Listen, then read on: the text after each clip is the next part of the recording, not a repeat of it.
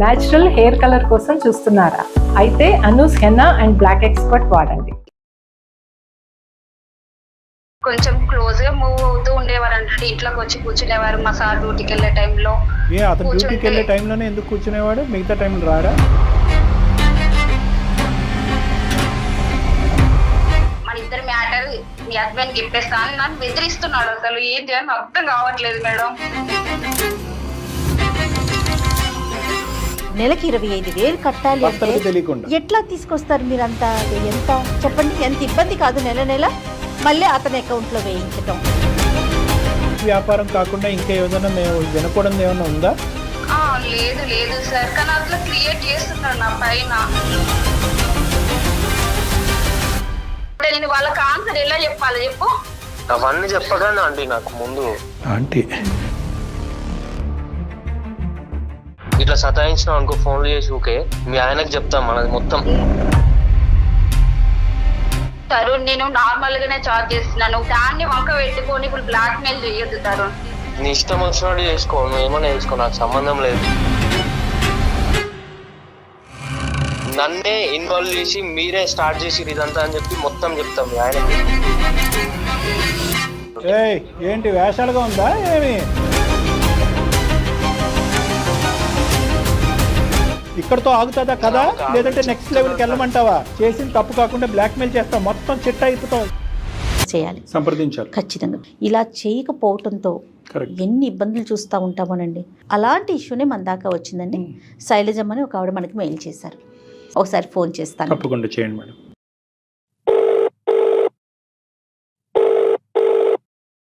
Hello hello, నమస్తే అండి, శైలజ గారా?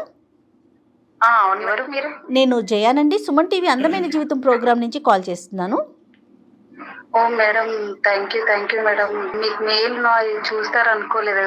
అయ్యో, వచ్చిన ప్రతి mail, each and every mail check చేస్తామమ్మా. కాకపోతే ప్రయారిటీ ప్రకారం టైము ప్రయారిటీ తీసుకోవాలి కదా, దాన్ని బట్టి తీసుకొని ఒకరి తర్వాత ఒకరితో డెఫినెట్గా అందమైన జీవితం ప్రతి ఒక్కరి మెయిల్ చూస్తుందండి, అందులో ఎలాంటి సందేహం లేదమ్మా. థ్యాంక్ యూ మేడం, ఎందుకంటే నా ప్రాబ్లం ఎవరికి చెప్పలేక అసలు మీకు మెయిల్ చేశాను. అర్థమైందమ్మా, అర్థమైంది. నాతో పాటు డాక్టర్ కళ్యాణ్ చక్రవర్తి గారు ఉన్నారు. ఒకసారి మీరు మాట్లాడండి అమ్మా, ఖచ్చితంగా మీకు సొల్యూషన్ దొరుకుతుంది, సరేనా? Okay madam, okay. నమస్కారం సార్. నమస్తే అమ్మా. నమస్తే, చెప్పండి అమ్మా. నా పేరు శైలజ, నాకు 33 ఏజ్ అండి. నేను హైదరాబాద్ లో ఉంటాను. ఏం చేస్తుంటారు? నేను హౌస్ వైఫ్ అండి. ఓకే, మీ వారండి? పిల్లలు? Government employee. మా పిల్లలు ఒక పాప అండి. ఏం చదువుతోందండి? పాప చిన్న పాపని. ఏంటమ్మా సమస్య? ఎవరు, మీ వారితోనా?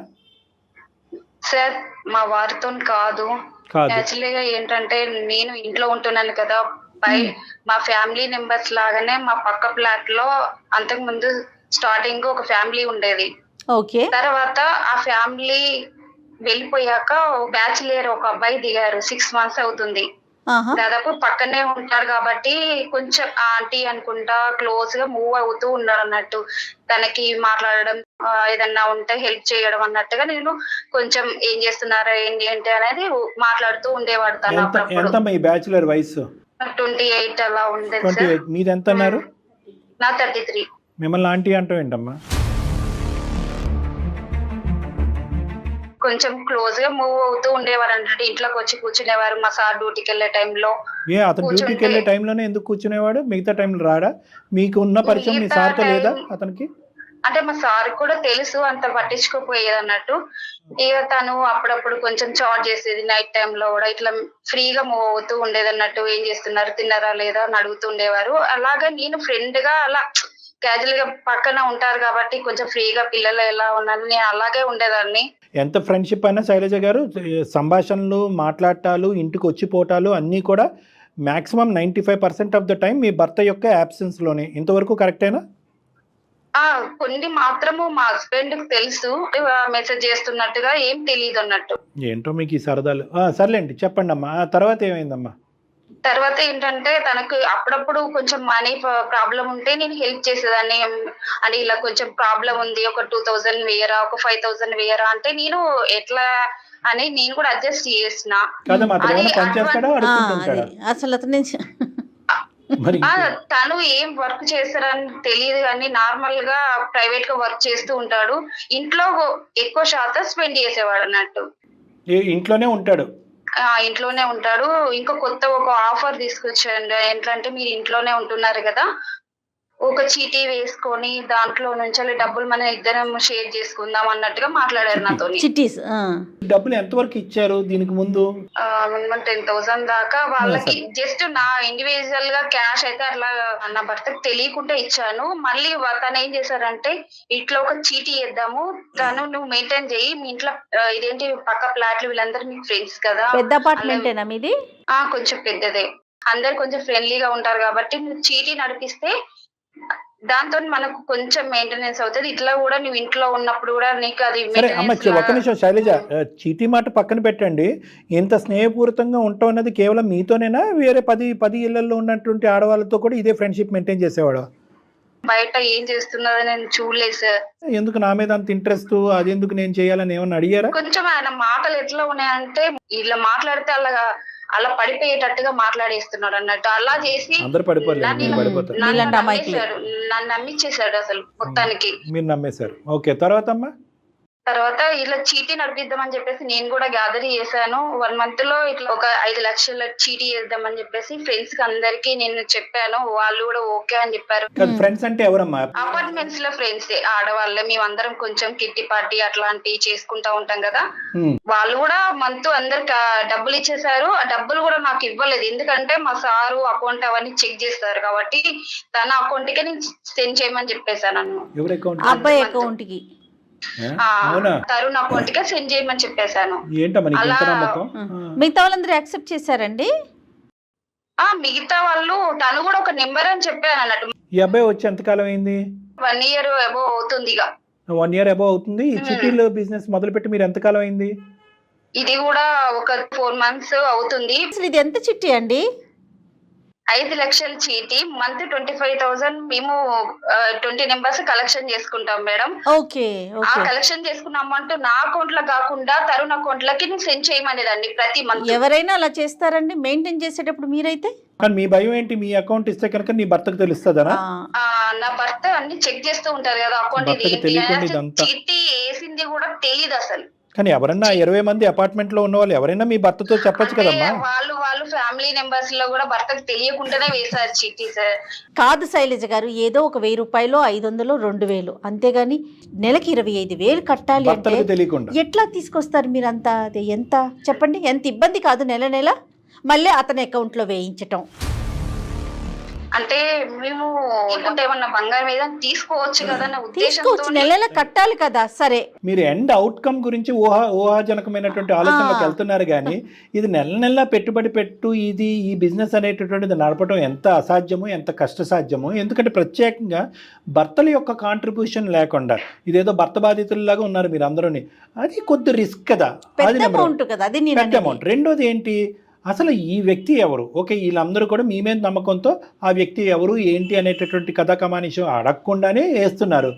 రేపొద్దున సమస్య వస్తే నార్మల్ గా చిటీ పాట వచ్చినప్పుడు మంత్ మేము పాడేసుకున్నాం మేడం. ఫస్ట్ మంత్ గ్రూప్ నెంబర్ తీసుకున్నాం. మా ఫ్లాట్ లో ఒక అమ్మాయి తీసేసుకుంది. సెకండ్ మంత్ తనకి ఏదైనా అవసరం ఉందని చెప్పేసి తను తీసుకున్నాడు. 5 lakhs అండి. 5 lakhs ఇచ్చేసాము. నెక్స్ట్ మంత్ తను వేరే వాళ్ళ చీటీ డబ్బులు కలెక్షన్ అయితే కదా, తను ఏం చేసిండు, తన అకౌంట్ లో పడతాయి కదా, అవి ఇవి మొత్తం తీసుకొని వెళ్ళిపోయిండు. అసలు వేరే వాళ్ళకి చీటీ ఇవ్వాలి కదా, ఇచ్చే టైంకి కూడా కాల్ ఆన్సర్ ఇవ్వట్లేదు. చీటీ పాటకి అమౌంట్ దాని దగ్గరే ఉన్నాయి కదా, మరి నేను తీసుకోవాలని అంటే తను కాల్ చేస్తే ఆన్సర్ ఇవ్వట్లేదు. 10 లక్షలు మొత్తం తీసుకొని అసలు కాంటాక్ట్ లేదు, ఏం లేదు. మళ్ళీ కాల్ చేస్తే ఆన్సర్ ఇచ్చాడు. సరే నువ్వు అది తీసుకున్నావు కదా, అది మెల్లగా నేను కట్టేసుకుంటాను, నా గోల్డ్ అయినా నేను పెట్టేసి వాళ్ళకి అమౌంట్ ఇచ్చేస్తాను, ప్లీజ్ ఇప్పటికీ నాకు 5 lakhs వరకే అమౌంట్ వెళ్ళినాయి, ఇంతవరకు నాకు ఇంకెళ్ళవు, ప్లీజ్ అమౌంట్ ఇవ్వు అన్నా కూడా ఇవ్వట్లేదు మేడం. అసలు నువ్వు ఏమన్నా చేసుకో, నాకు అనవసరం, నాకే ఇంకా 50,000 వెయ్యి ఇప్పుడు అర్జెంట్ గా, ఇప్పుడు అకౌంట్ లకు వేసేసే, లేదు అంటే నేను చాలా ఇష్యూ చేస్తాను చెప్తానని, మన ఇద్దరు మ్యాటర్ మీ హస్బెండ్ చెప్పేస్తా అని నన్ను బెదిరిస్తున్నాడు. అసలు ఏం చేయాలని అర్థం కావట్లేదు మేడం. మొదట్లోనే అసలు ఈ చిట్టీలు వ్యాపారం ఇవన్నీ లేకుండానే మీ ఆయనతో మన కథంతా చెప్తాను అని చెప్పి బ్లాక్మెయిల్ చేసి నాకు ఇన్ని లక్షలు తీసుకురా అని చెప్పి, లేదంటే బంగారం తీసుకురా అని చెప్పి ఈ జగన్ నాటకం అప్పుడే ఆడొచ్చు కదా. ఇప్పుడు ఇప్పుడు నిజంగా వాడు తప్పుడోడు అయితే ఇప్పుడు నలుగురు చేతుల్లో ఇప్పుడు తన్నులు తినేటట్టున్నావు కదా మనం. ఇప్పుడు అతనికి కావాలని మేడం ఇరికించాడండి వాళ్ళు అందరిలో. అసలు ఇంటి ముంగడికి రాలేదు, ఇంకా అసలు వాళ్ళకి చిట్టి ఆ అబ్బాయి వెళ్ళిపోయిందని కూడా తెలియదు. అసలు తెలిసిందంటే వాళ్ళ ఇంటి ముంగడికి వచ్చి లొల్లి వేసిందంటే మా హస్బెండ్ తెలుస్తుంది. మా హస్బెండ్ తెలిస్తే ఇక కాదమ్మా, ఇది ఇంట్లోకి కాకుండా ఏమన్నా వెళ్ళగొట్టేస్తారా? అయ్యిందమ్మా మీ ఇద్దరి మధ్యన? అంటే ఈ చిట్టీలు వ్యాపారం కాకుండా ఇంకా ఏదైనా మేము వినకూడదు ఏమన్నా ఉందా? లేదు లేదు సార్, కానీ అట్లా క్రియేట్ చేస్తున్నాడు నా పైన. అదే నేను బ్లాక్మెయిల్ జస్ట్ చేస్తాను. ఫ్రెండ్లీగానే మూవ్ అయినా, కానీ తను ఏంటంటే ఇంకేదో ఉన్నట్టుగా క్రియేట్ చేస్తున్నాడు. ఎవరైనా చిన్నగా మాట్లాడితేనే తప్పు పడతారు కదా, ఇంకా క్రియేట్ చేసి చెప్పేసరికి ఇలా బెదిరిస్తున్నాడు. మా హస్బెండ్ కి ఏమైనా తెలిసిందంటే ఇక నన్ను ఇంట్లోకి వెళ్ళగొట్టేస్తారు. కాదు మరి. పేరెంట్స్ చెప్పుకోలేను. బంగారం అంతా పెట్టేసి వాళ్ళకి అమౌంట్ అయితే ఇచ్చేసాను. ఫస్ట్ వాళ్ళ అమ్మకుంటా అవన్నీ అమౌంట్ తీసుకొని వాళ్ళకైతే క్లియర్ చేశాను. సో 5 lakhs రావాలి ప్లస్ నెల నెలా కట్టాలి. అమ్మ వాళ్ళకి ఇట్లా బంగారం కావాలంటే ఇచ్చానని చెప్పాను. ఇంట్లో అడిగితే అదే చెప్పాను, ఇట్లా బంగారం వాళ్ళకి ఏదో మ్యారేజ్ ఉందని అన్నారని చెప్పేసి ఇచ్చేసాను. ఇది కూడా అమౌంట్ పెట్టి తీసుకొచ్చానని కూడా తెలియదు. నన్ను తెలిసిందంటే ఉంచారు. ఇక ఇంట్లో మీ భర్త గారు ఎంతో నమ్మకంతో నీ మీద ఒక భారం వేసి మామూలుగా కుటుంబాన్ని ఏదో హ్యాపీగా చక్కదిద్దుకుంటాం అనేటటువంటి వ్యక్తి వెనకతలు వెన్నుపోటు పొడిచినట్టే కదమ్మా. అతను ఎలా తట్టుకుంటాడు? ఇది నీ ఫ్యామిలీ లైఫ్ కూడా థ్రెట్. ఇది కాదు సార్, ఇప్పుడైతే ఇంకా దారుణంగా 50,000 ఇట్లా అకౌంట్ లో వెయ్యి అని బెదిరిస్తున్నాడు. ఏంటంటే నేను చేసిన చాటింగ్ అది కూడా ఇంకా నార్మల్ గా ఫేక్ గా క్రియేట్ చేసి చూపిస్తాను అన్నట్టుగా బెదిరిస్తున్నాడు. అసలు మీరు ఏ తప్పు చేయకపోయినా మీ భర్తకు తెలియకుండా అర్ధరాత్రులు అపరాత్రులు అతనికి మెసేజ్ల్లో కమ్యూనికేషన్ ఉండవలసిన అవసరం ఏంటి? ఒక పరాయి వ్యక్తి, పెళ్లి కానటువంటి వ్యక్తి, నీకంటే 4 సంవత్సరాలు చిన్నోడైనా కూడా మీ భర్త లేనప్పుడు మీ ఇంటికి రావాల్సినటువంటి అవసరం ఏంటి? ఎవరన్నా చూస్తే కనుక ఫస్ట్ ఆ ఇష్యూ గురించి మనం మాట్లాడుతున్నాం. ఇప్పుడు వాడి థాట్ ఒకటేనమ్మా, వాడి థాట్ ఒకటే. వాడికి నువ్వు ఒక్కడవే కాదు, ఇలాంటి వాళ్ళు చాలామంది ఉండుంటారు. వాడు ఇలాంటి అంశాలలో నిష్ణాతుడై ఉంటాడు. అందుగురించి ఇందాక నువ్వు అన్నావు కదా, ఉద్యోగ సద్యోగం ఏం లేదు, ఇంట్లోనే పడి ఉంటాడని చెప్పి.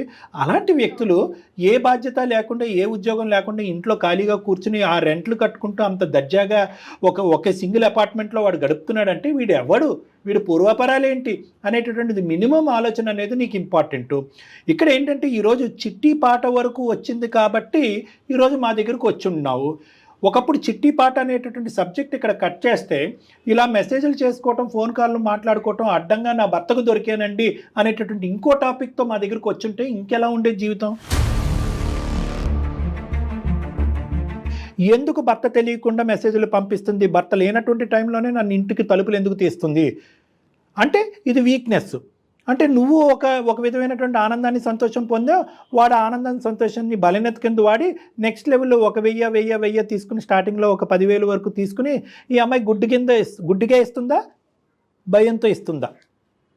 సెకండ్ ఆప్షన్ 2, భయంతో ఇస్తుంది అంటే ఇంకెంతన్నా వసూలు చేయొచ్చు. డైరెక్ట్గా లక్షలు అడిగితే నువ్వు ఇవ్వలేవు. నీకు ఒక సలహా ఇచ్చాడు, బిజినెస్ పెట్టుకో, చిట్టి వ్యాపారం పెట్టుకో, ఈజీ, అక్కడే కూర్చుని ఇంట్లో కూర్చుని వ్యాపారం చేసుకోవచ్చు అని చెప్పి. అబ్బా, మా భర్త కూడా ఇవ్వనటువంటి ఇంత గొప్ప సలహా 6 నెలల క్రితం పరిచయం అయినటువంటి ఈ ప్రాణ స్నేహితుడు ఇచ్చేశాడు అనేటటువంటి ఆలోచనతో నువ్వు బ్లైండ్గా నమ్మావు. ఇప్పుడు నీకు కుర్చీ టోపీ పెట్టాడు. ఎలా తెలుస్తుంది సార్, ఎలా నమ్మాలి అంటే అమ్మ అనుమానంతోనే ఉండాలి. ఇది కలికాలం. ఎవడు ఎక్కడి నుంచి ఎటువంటి గొంతలు తవ్వుతున్నాడు అనేది మనకు తెలుసు, నెంబర్ 1. లేదా నెంబర్ 2, ఏదన్నా ఇలాంటిది ఉంటే కనుక నీ కామన్ ఫ్రెండ్, నీకు జిగిరి దోస్త్ అవుతే కనుక ఆ జిగిరి దోస్తు నీ భర్తకు కూడా జిగిరి దోస్త్ అవ్వాలి. అప్పుడు నీ బుర్ర పనిచేయకపోతే నీ భర్త బుర్ర పనిచేస్తుంది, నువ్వు బ్రేకులు వేయకపోతే నీ భర్త బ్రేకులు వేస్తాడు. అదే కదా మేము అందరికీ మొత్తుకుంటున్నాం. అయినా సరే ఇప్పుడు మమ్మల్ని ఏం చేయమని చెప్పి ముందుకు వస్తున్నావు? సార్ నా ప్రాబ్లం సాల్వ్ చేయండి సార్, ఎందుకంటే నేను చేసింది అక్కడ తప్పు అనేది నాకు తెలుసు. వాడికి ఇంకో జాబు లేదు, ఇంకో బిజినెస్ లేదు. మీలాంటి వాళ్ళని టోపీలు పెట్టడం, డబ్బులు వసూలు చేయటం, డబ్బులు కాజేయటం, వేరే అపార్ట్మెంట్లోకి జంప్ అయిపోవటం. మీ వీక్నెస్లో భర్తలకు తెలియకుండా మీరు వ్యాపారాలు నడిపిస్తూ ఉంటారు కదా, మీ కర్మ కొద్దీ మీరు ఎవరితోని మాట్లాడలేరు. ఇలాంటి వాడి జీవిత ప్రయాణంలో 28 సంవత్సరాల్లో వాడికి ఎంతోమంది ఉండే ఉంటారు. సో కాబట్టి ఏంటంటే వాడు ఎక్కడా కూడా నీకు తప్పుగా మెసేజ్ పెట్టడు. ఎందుకంటే తప్పుగా మెసేజ్ నువ్వు పెట్టినా అతను పెట్టినా కూడా అది వాడి ఇంటెన్షన్ కాదు. సో ఇదొక టైప్ ఆఫ్ రాబరీ, ఇదో టైప్ ఆఫ్ దొంగతనం. అంతే. నా ఇష్యూ సాల్వ్ చేయండి, నా ఇష్యూ సాల్వ్ చేయండి అనేది మాట కాదు ఇక్కడ. నీతో పాటు మొత్తం 20 మంది బాధితులే.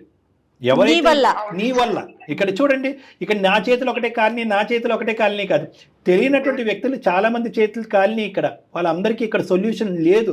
ఒకప్పుడు వాళ్ళకి ఇది నిజంగా ఈ అంశం తెలిస్తే కనుక నీ పరిస్థితి కాదు, వాళ్ళ భర్తల చేతిలో వాళ్ళ పరిస్థితి ఏంటి అనేది. సో చాలా కుటుంబాలకు సంబంధించినటువంటి ఒక అంశాన్ని ఈరోజు మా ముందు పెట్టావు. ఈరోజు ఇంతకుముందు మేము చేసినటువంటి చాలా కథల్లో కేవలం ఆ వ్యక్తి, ఆ భర్త, ఆ పిల్లలకు సంబంధించినటువంటి అంశం. ఇక్కడ 20 కుటుంబాలకు సంబంధించినటువంటి జీవన మరణ సమస్య ఈరోజు మా ఎదుర్కొంటా మధ్యతరగతి కుటుంబాలు. వీళ్ళేమి లక్షల్లో ములిగి లక్షలతో తేలాడే బ్యాచ్ కాదు. సో అందరి జీవితాలు రిస్క్ ఉన్నాయి. ఇది అర్జెంట్గా రిజాల్వ్ చేయాలి, లేదంటే పోలీస్ కంప్లైంట్ పెట్టాలి. పోలీస్ కంప్లైంట్ దాకా వెళ్ళిందంటే ఇష్యూ అయిపోతుంది సార్. ఇష్యూ అవ్వకూడదు, సమస్య పరిష్కారం కావాలంటే ఎట్లాగమ్మా? ఇది కేవలం నీ జీవితానికి సంబంధించింది కాదు. ఇష్యూ అయినా ఇష్యూ అవ్వకపోయినా ఇక్కడి వరకు వచ్చేటప్పటికి ఇది కొంతమంది జీవితాలు కాపాడేటటువంటి ప్రయత్నంలో శైలజకి ముళ్ళు గుచ్చుకోకుండా ముడి విప్పేసేయండి, సాల్వ్ చేసేయండి అంటే మేమేం దేవుళ్ళు కాదు, దేవతలం కాదు. ప్లీజ్. సో కాబట్టి ఏంటంటే మ్యాక్సిమం సానుకూలంగా నేను చేసే ప్రయత్నం చేద్దాం. కానీ వర్స్ట్ కమ్ సినారియో కేవలం you want to save your skin, నా స్కిన్ నేను కాపాడుకుంటాను, మిగతా వాళ్ళు ఎలా పోయినా అంటే ఆ పరిధిలోంచి నువ్వు దాటి అలా అడిగేటటువంటి హక్కు నీకు లేదు. ఎందుకంటే మిగతా వాళ్ళు మొగుళ్ళ చేతుల్లో చావు దెబ్బలు తినమనా? కాదు సార్, నేను కూడా అదే ఉద్దేశిస్తున్నాను. ఎందుకంటే ఆ 20 మందికి హస్బెండ్ కి తెలిస్తే వాళ్ళ పరిస్థితి ఏంది, రేపు నా పరిస్థితి ఏంది ఆలోచించుకుంటున్నా సార్. అందుకే తనని it all depends upon the criminality of this guys mind. వాడి క్రిమినల్ మెంటాలిటీ ఏ స్థాయిలో ఉంది అనే దాన్ని బట్టి నీ జీవిత కళ్యాణ్ గారు, ఇప్పుడు మన ముగ్గురు మధ్య అని మీరు అంటున్నారు కదా, నాకేమనిపిస్తా ఉందంటే ఇప్పుడు అలాంటి వాడిని వదిలేసామనుకోండి, ఇంకొక అపార్ట్మెంట్ చూస్తాడు, ఇంకొక అపార్ట్మెంట్. సామాజిక బాధ్యత కూడా ఉంది కదా, సామాజిక బాధ్యత మన మీద ఉంది కదా. రెండు విధాలుగా చేయొచ్చు. ఫస్ట్ మన డబ్బులు మనం వసూలు చేసుకునేటటువంటి ప్రయత్నంతో మూడో కంటికి తెలియకుండా కేవలం అందమైన జీవితం with Shailaja and that fellow అనేటువంటి డీల్ చేసి తర్వాత వాడి తాట ఎలా తీయాలి, ఎటువంటి కంప్లైంట్లు ఇవ్వాలనేది నెక్స్ట్ లెవెల్లో చూద్దాం. ఓకేనా? Okay sir. ఫస్ట్ తనకి కాల్ చేశానా, తనని ఏ విధంగా అమౌంట్ ఇస్తాను, అసలు మీరు వినండి సార్, తను ఏ విధంగా మాట్లాడుతున్నాడో ఒకసారి వినండి, అసలు ఆయన రెస్పాన్స్ ఎలా ఉందని చూడండి సార్. నా పరిస్థితి మీకు అర్థమవుతుంది. వాడి పేరేంటమ్మా? తరుణ్ అండ్ శైలజ. ఓకేనా? ఒకసారి కలుపు ఫోను. మేము ఉన్నామని తెలియకుండా జస్ట్ ఒకసారి మాట్లాడమ్మా. అసలు వాడు ఏమేమి మాటలు వాడి నోట్లోంచి బయటకు వస్తాయి విందాం. Okay sir.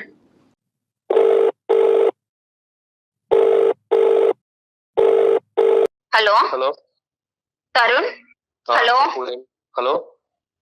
హలో తరుణ్ చెప్పు. హలో, అమౌంట్ తీసుకొని ఇంత కూల్ మాట్లాడుతున్నావు? ఇప్పుడు ఏమైనా చెప్పినా కదా, నీకు అన్ని చెప్పినా కదా.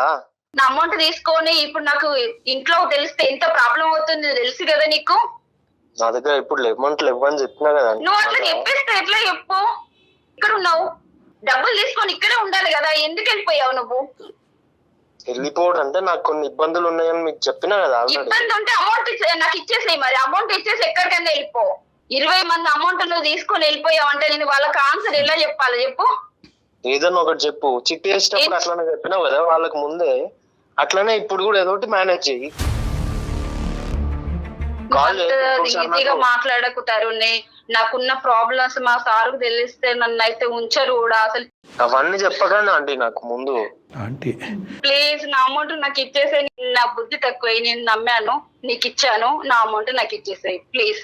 నేను చెప్పేది ఆంటీ, ఫస్ట్ ఇట్లా సతాయించినావు అనుకో ఫోన్లు చేసి ఊకే, మీ ఆయనకు చెప్తాం మనది మొత్తం స్టార్టింగ్ నుంచి ఏం జరిగిందో అంతా చెప్తా.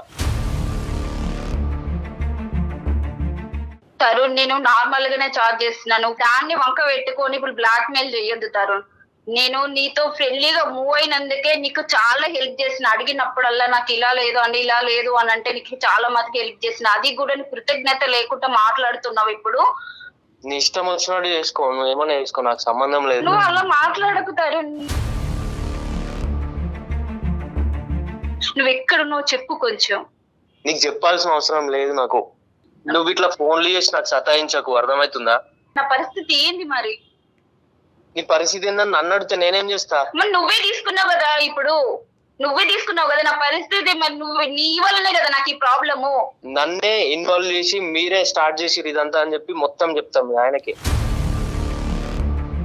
సో మన చాటింగ్ కానీ కాదు సార్, నువ్వు ఇది వంక పెట్టుకొని ఇట్లా బ్లాక్ మెయిల్ చేయడం నీకు అసలు న్యాయమేనా చెప్పు ఒక్కసారి. బాబు తరుణ్ హలో తరుణ్, నమస్తే. నా పేరు డాక్టర్ కళ్యాణ్ చక్రవర్తి, నాతో పాటు జయ గారు ఉన్నారు. మేము సుమన్ టీవీ అందమైన జీవితం అనే కార్యక్రమం నుంచి మాట్లాడుతున్నాం. మేము బ్యాక్గ్రౌండ్లో ఇప్పటి వరకు మీరు చెప్పిందంతా విన్నాం.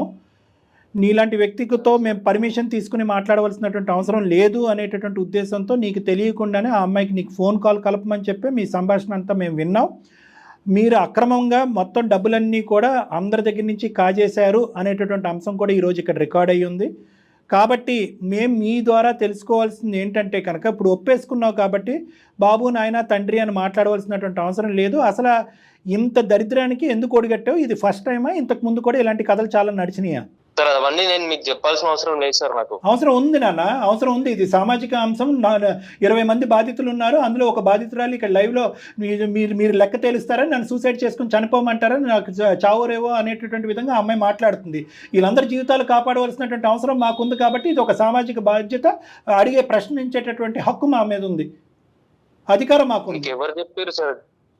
మీకు ఇప్పుడు ఎవరు చెప్పారు? ఆమెనే సాల్వ్ చేస్తారు సార్. ఎలా సాల్వ్ చేస్తారు? ఏంటి వేషాలుగా ఉందా ఏమి?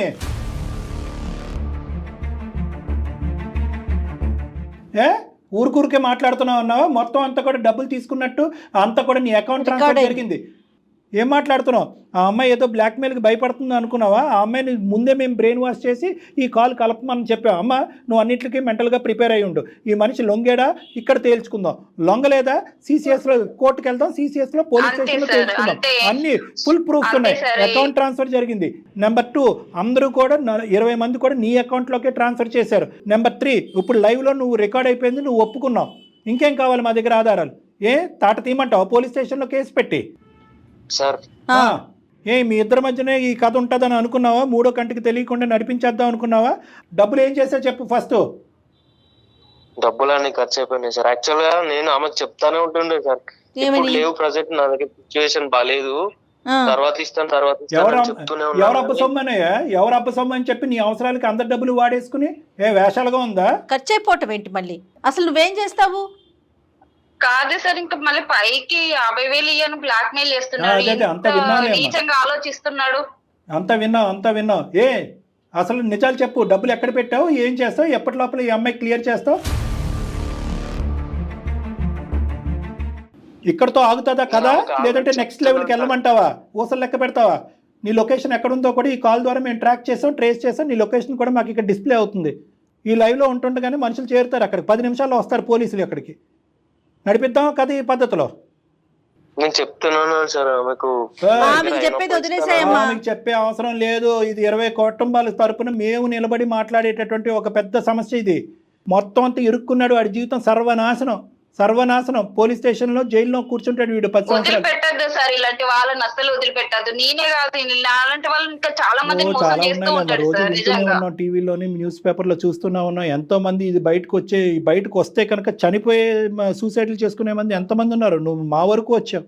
నాకు నువ్వు డబ్బులు కంపల్సరీ ఎప్పుడో కాదు, ఇప్పుడే నాకు సెండ్ చెయ్యి. నువ్వు ఎక్కడి నుంచి తీసుకొస్తావో నాకు అనవసరం. ఇప్పుడు నన్ను బ్లాక్ మెయిల్ చేసావు కదా, నువ్వు నాకు ఇప్పుడే ఇమ్మీడియట్ గా సెండ్ చెయ్యి. ఆ అమ్మాయి దేనికన్నా రెడీగానే ఉంది. నువ్వు ఆ అమ్మాయి వాళ్ళ హస్బెండ్ కి ఏదో చెప్తాను కదా, చెప్పుకో. ఆ అమ్మాయి తరపున మేము అందరం నిలబడి ఇది మొత్తం క్లియర్ కట్ గా అతనికి అర్థమయ్యే విధంగా ఎక్స్ప్లెయిన్ చేస్తాం మేము. ఆ అమ్మాయి ఎలా ఇరుక్కుందో అనేది. సార్ ఈమెకు కూడా ఏం ఇంటెన్షన్ లేకపోతే నాతో ఎందుకు అట్లా క్లోజ్ గా మాట్లాడుతుంది? గుడ్ ఏం కాదు. ఆ అమ్మాయి బుద్ధి గడ్డి తిని నీతో పాటు చాటింగ్ చేసింది.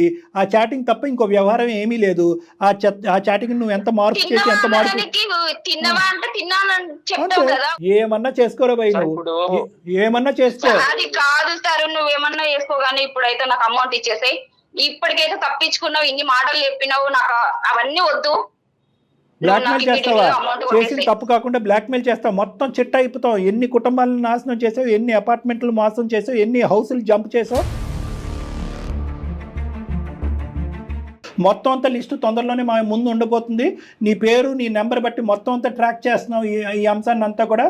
ఇప్పుడు ప్రస్తుతానికి ఈ కేసు వరకు మేము నీ మీద ఎటువంటి యాక్షన్ తీసుకోకుండా ఉండాలి అని అంటే కనుక ఇప్పుడు లైవ్లో మేము ఉండగానే ఆ అమ్మాయికి ఇమీడియట్గా నువ్వు అకౌంట్ ట్రాన్స్ఫర్ కొడుతున్నావు. మేము వెయిట్ చేస్తున్నాం. సార్ లేవు sir. Your time counts now, your time starts now. లేవు గివ్ ఏమీ కాదు, your time starts now. Tarun విన్నావు కదా డాక్టర్ గారు చెప్పింది, ఏం చేస్తున్నావు? స్టార్ట్ చేసావా? అకౌంట్ నెంబర్ ఉండే ఉంటుంది నీ దగ్గర. కరెక్ట్ గా 7 minutes ఇస్తున్నావు. Your time starts now. ఎంత ట్రాన్స్ఫర్ చేయబోతున్నావు? 5 lakhs చేయాల్సిందే సార్. నేను ఒక 10 minutes నాకు టైం ఇవ్వండి సార్, నేను ఎక్కడైనా అరేంజ్ చేసుకుంటా. ఫస్ట్ అయితే ఒక 3 lakhs వరకు అట్లా నేను అరేంజ్ చేస్తాను. ఇప్పుడు ఎవరినన్నా అడిగి నా దగ్గర ఒక 2 lakhs ఉంది సార్, ఒక 1 lakh అరేంజ్ చేసుకొని మొత్తం 3 lakhs ఇస్తాను. ఇప్పుడు సరే, మేము లైన్ లో ఉంటాం. 3 lakhs రైట్, మిగతా 2 lakhs ఎప్పుడు ఇస్తావు? సో కొంచెం టైం పడుతుంది. కొంచెం టైం అంటే ఆ టైం ఎంత? కొంచెం క్లారిటీ కావాల్సిందే. ఒక 2-3 months పడుతుంది మేడం. 2 months ఓన్లీ, 3 లేదు. ఇప్పుడు 10 నిమిషాల్లో నువ్వు 3 లక్షలు అమ్మాయి అకౌంట్ లో వేయాలి. విత్ ఇన్ 2 months లో ఇంకొక 2 lakhs అమ్మాయి అకౌంట్ లో వేయాలి. దానికి ఓకేనా? ఓకే మేడం, కాకపోతే ఇది ఇక్కడతోనే క్లోజ్ చేయండి మేడం. అది క్లోజ్ చేసే విషయం మాట్లాడదాం, ముందు నువ్వు వెయ్యు. తమ్ముడు ఒక్క నిమిషం, మేము క్లోజ్ చేయాలా సాగదీయాలా అనేటటువంటిది మమ్మల్ని బ్లాక్మెయిల్ చేయొద్దు. ఇప్పుడు ఓకే, ఇక్కడ ఒక బాధితురాలు ఇక్కడ మాట్లాడుతుంది కాబట్టి ఈ ఇష్యూని ఇక్కడ వరకు క్లోజ్ చేద్దాం. తర్వాత సంగతి తర్వాత మాట్లాడదాం. మనం వేరే చోట ఫోన్ కలుపుకుని మనం మాట్లాడదాం. నువ్వెంత చేసావు, ఇప్పుడు వరకు నువ్వు ఏం నడిపించావు అనేది తర్వాత మాట్లాడదాం. ఫస్ట్ 10 minutes లో ఇంకో 1 lakh ఏర్పాటు ఇంకో 1 2 lakhs తన దగ్గర 2 ఉన్నాయి, మాకు అనవసరం. 3 lakhs వేస్తాడు. మాకు అనవసరం. 10 minutes లో నువ్వు 3 lakhs వేస్తున్నావు. మేము వెయిట్ చేస్తాం.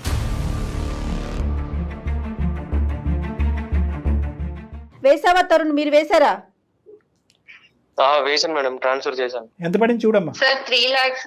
3 lakhs పడింది. గుడ్. ఓకే బాబు, ఇంకా 2 నెక్స్ట్ 2 lakhs. 2 lakhs 2 months మొత్తం ట్రాక్ రికార్డ్ అంతా ఉంటుంది. నువ్వు ఎక్కడ పోతున్నావు, ఏం చేస్తున్నావు, ఎక్కడికి తప్పించుకోలేవు. మొత్తం ఉచ్చులో ఉన్నావు. ఈ 2 lakhs మాత్రం 2 months లోపల పడాలి ఆవిడ అకౌంట్లో. మాట మార్చకూడదని చెప్పండి సార్. ఏం మారుస్తాడు?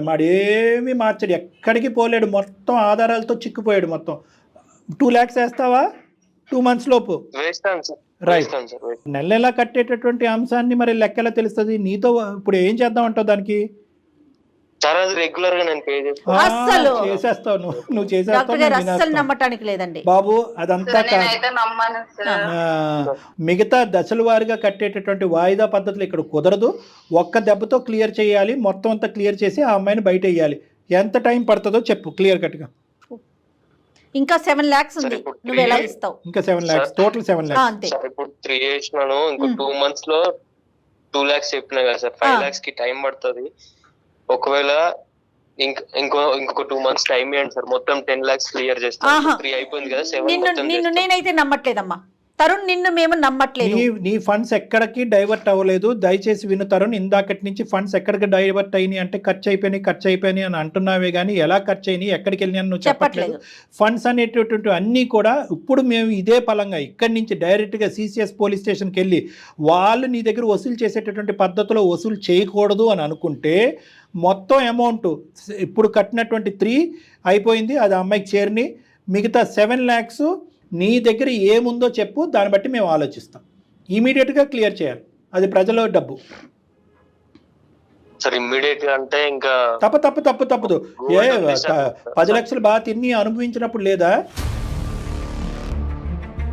ఏమేమి ఉన్నాయి నీ దగ్గర చెప్పు, దాన్ని బట్టి మేము ఆలోచిస్తాం. ఇమీడియట్గా పోలీస్ స్టేషన్ వరకు వెళ్ళక ముందే. Come on sir. ఒకటి గోల్డ్ ది బ్రాస్లెట్ లాంటిది, ఇంకొకటి చైన్ ఉంది సార్. అది కావాలంటే మీరు అంటే మేము కావాలంటే కాదు, అది కంపల్సరీ. కొంచెం టైం ఇవ్వండి సార్. అది కరగబెట్టి ఒక బిస్కెట్ తయారు చేస్తాం, బంగారు బిస్కెట్. సో అవి ఎక్కడ చెందాలో అక్కడ చెందాలి కాబట్టి ఇమీడియట్గా అది కూడా మేము జప్తు చేసుకుంటాం. మా మనుషులు వస్తారు, శైలజ గారు కూడా మాతో పాటు వస్తారు.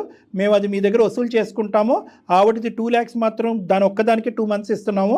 మిగతా 7 lakhs ఇమీడియట్గా క్లియర్ అయిపోయినట్టే. అంతే కదా మేడం? ఈవిడికి రావాల్సిన 3 lakhs వచ్చేసింది. ఆ బంగారు 5 lakhs త్రూ గోల్డ్. అంతే. రైట్. ఓకేనా? Okay sir. అమ్మా ఎక్కడికి పోడమ్మా, డోంట్ వరీ. ఆ 5 lakhs వర్త్ ఇప్పుడు గోల్డ్ ఇస్తాడు. రిమైనింగ్ 2 lakhs ఒక 2 months టైం ఇచ్చాం. ఆ 2 months కూడా ఎక్కువే అతనికి.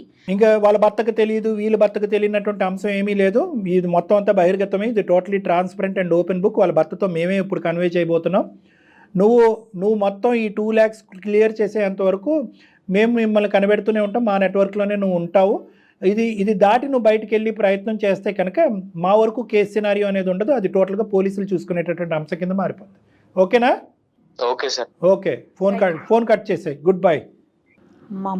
నోటికొచ్చినట్టు మాట్లాడుతున్నారు. మరి బ్లాక్మెయిల్. శైలజ అమ్మా, ఇప్పుడు వరకు నడిచినటువంటిది ఒక ఎత్తు అయితే కనుక నీ భర్తకు తెలియపరచడం అనేటటువంటిది కూడా చాలా ముఖ్యమైనటువంటి అంశం. ఎందుకంటే ఇది ఒక భయంకరమైనటువంటి నగ్న సత్యం. ఇది ఎల్లకాలం అబద్ధం కిందో కప్పిపుచ్చేటటువంటి ప్రయత్నం చేయటం ఇంపాసిబుల్. ఎందుకంటే కనుక వాడు క్లియర్ చేస్తాడనే నమ్మకం ఉంది. వర్స్ట్ కమ్ సినారియో వాడు క్లియర్ చేయకపోతే ఇందాక నేను చెప్పినట్టుగా ఇదే పంచాయతీ పోలీస్ స్టేషన్లో జరుగుతుంది. ఆ తర్వాత మొత్తం అందరికీ తెలుస్తుంది, నీ భర్తకు కూడా తెలుస్తుంది. పోలీసుల ద్వారా తెలిసేదానికంటే మాలాంటి వాళ్ళు ఎవరైనా మీ హస్బెండ్కి అర్థమయ్యే విధంగా చెప్పడం మంచిదని నేను అనుకుంటున్నాను.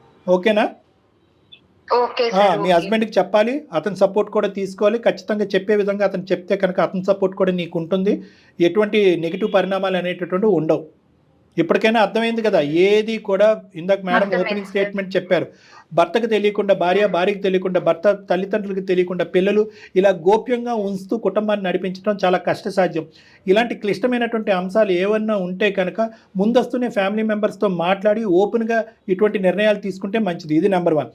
నెంబర్ 2 ఏంటంటే కనుక అనామికులతో తెలియనటువంటి మొహాలతో సంప్రదింపులు, మెసేజ్లు, ఫోన్ కాల్స్, ఆర్థిక లావాదేవీలు ఇలాంటివి అన్నీ చేసుకుంటూ తలప్రాణం తోక్కి తెచ్చుకోకండి. ఇది నా ద్వారా, అందమైన జీవితం ద్వారా, డాక్టర్ కళ్యాణ్ చక్రవర్తి జయ ద్వారా అందరికీ అందించేటటువంటి ఒక సందేశం. రైట్ అమ్మా? Okay madam, thank you madam, thank you sir. ఓకేనమ్మా, ఆల్ ద బెస్ట్. కానీ ఎంత బ్లండర్ మిస్టేక్స్ కదండి వీళ్ళు చేసేవి కూడా. చూడండి కళ్యాణ్ గారు, ఎంతమంది ఇరుక్కుపోయి కూరుకుపోయినటువంటి వాళ్ళు ఉంటారు. కుటుంబాలు ఇందాక భర్తకు తెలియకుండా నీ అమ్మాయి అన్నా కూడా భార్యాభర్తలు ఇద్దరు కూడా ఇలాంటి చిట్టి అంశాల్లో ఇరుక్కుపోయినటువంటి సందర్భాలు ఎన్నో, సూసైడ్ వరకు వెళ్ళినటువంటి సందర్భాలు ఎన్నో. అవును, మంచి సందేశం ఇచ్చేమన్నట్టుగానే నేను అనుకుంటున్నాను. ఖచ్చితంగా ఈ అబ్బాయిని మాత్రం మన ట్రాక్ లో పెట్టాలి. నెంబర్ 1. నెంబర్ 2, ఇతని ఇంకా చరిత్ర ఏమేమి ఉంది, ఎంతమంది కుటుంబాలను మోసం చేశాడు అనేటటువంటిది కూడా మనం కనిపెట్టాలి. మనం కనిపెట్టలేనటువంటి పక్షంలో మనం సిసిఎస్కి ఇతని మీద ఏదో జాలి పడిపోయి 2-3 లక్షలు 5 లక్షలు ఇచ్చేసాడు అనేటటువంటిది అతను క్షమించేటటువంటి అంశం కాదు. డెఫినెట్గా కళ్యాణ్ గారు, నమస్తే. Thank you.